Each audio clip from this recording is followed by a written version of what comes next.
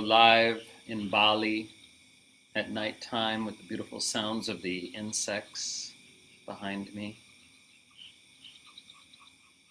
Let's dive right into the verse.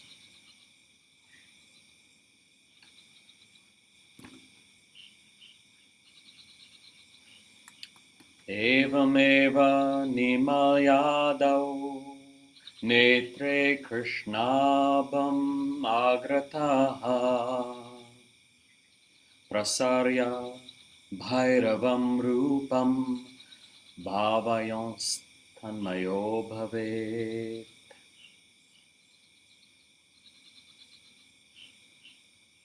Which means, in just the same way, on a dark night, first close your eyes and behold the appearance of blackness in front of you. Then opening them and perceiving that same blackness,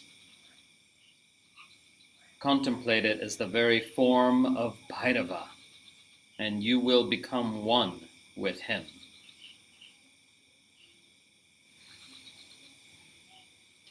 So I love this verse. I love this practice. Now there's two possible interpretations of the verse and of the practice.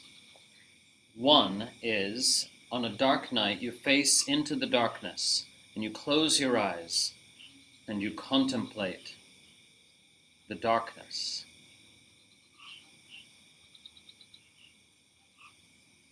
You experience the darkness. You orient to the darkness as the very form of Bhairava. Now, Bhairava means the awe-inspiring power of consciousness. Bhairava also means a fierce tantric deity, a fierce tantric form of Shiva. But we see this name repeatedly used in this text, the Vijñāna-bhairava-tantra, to mean the awe-inspiring power of intensified awareness, as opposed to a deity per se. So these are the two possibilities in interpretation. First, you close your eyes, and then, having contemplated that darkness and feeling into intensified awareness, you open your eyes and you perceive the very same darkness. So in this version of the practice, you do it on a very dark night, where when you open your eyes, what you see is just as dark as with closed eyes. So for this practice to work, you need to be facing into darkness that's more or less just as deep and dark as what you see with closed eyes. So when you open your eyes, there's no difference at all, or very little difference whatsoever, to what you see with closed eyes.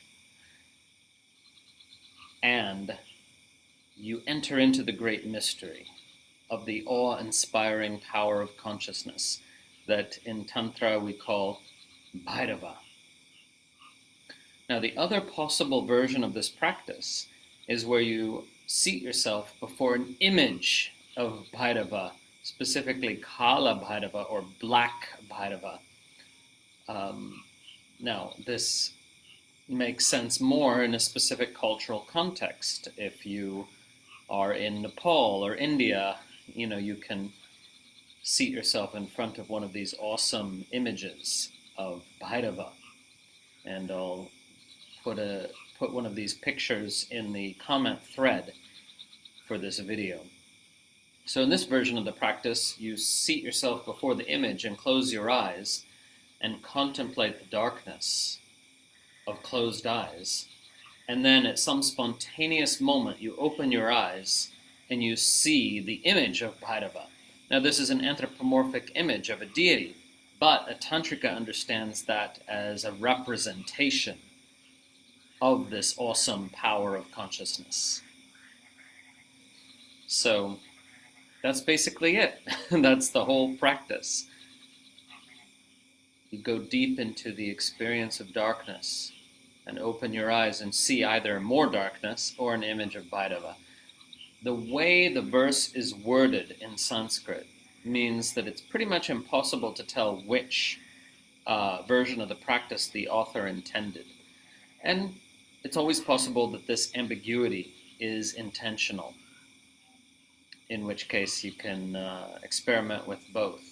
But again, most people around the world don't have access to an awesome large image of Bhairava, in which case the default version of the practice is certainly going to be this one of closing the eyes, facing into the dark night, and then opening the eyes. And it's a very simple practice, like many in the Vijñāna-bhairava-tantra, and yet it can be very, very powerful.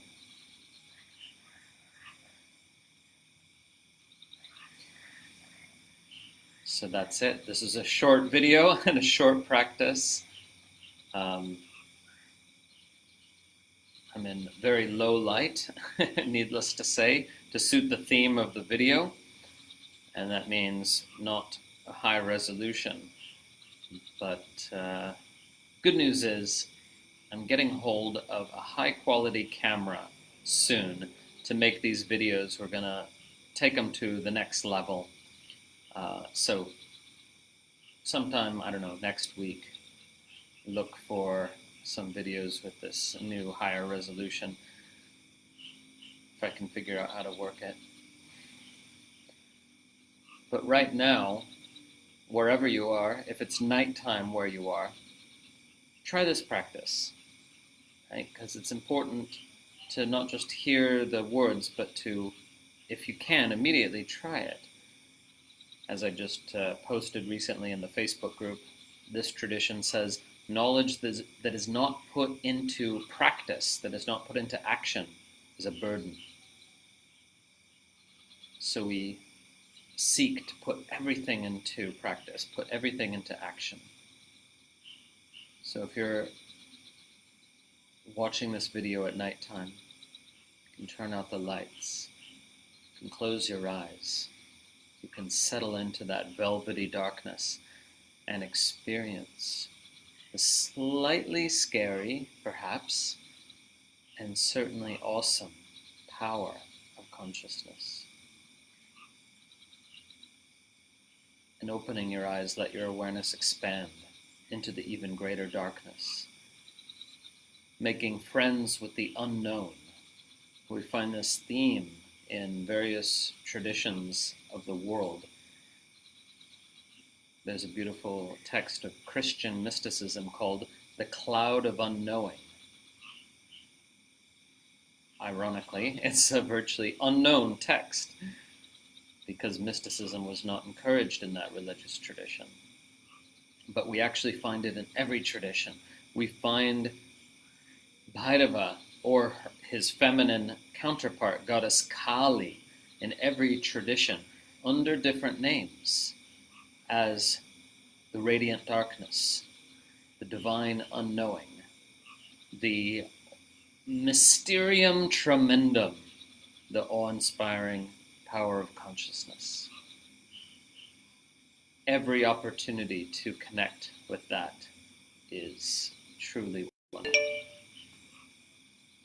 Om.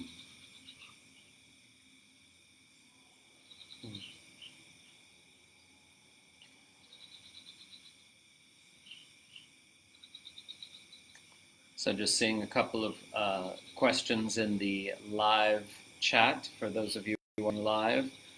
Gerald asks, do you repeatedly close and open, or one long period of close and then open? Well, either way. Actually, what's great is to really be organic and spontaneous with it. That's what I find in the practice, is having opened your eyes. At a certain moment, you might close them again, and then you might open them again. And this can happen with no thought whatsoever, just letting it be totally spontaneous. That's what I encourage. And like every VBT practice, you can do this for 5 minutes as a micro meditation, or for longer, 25 minutes, and explore it. That's it for now. Om.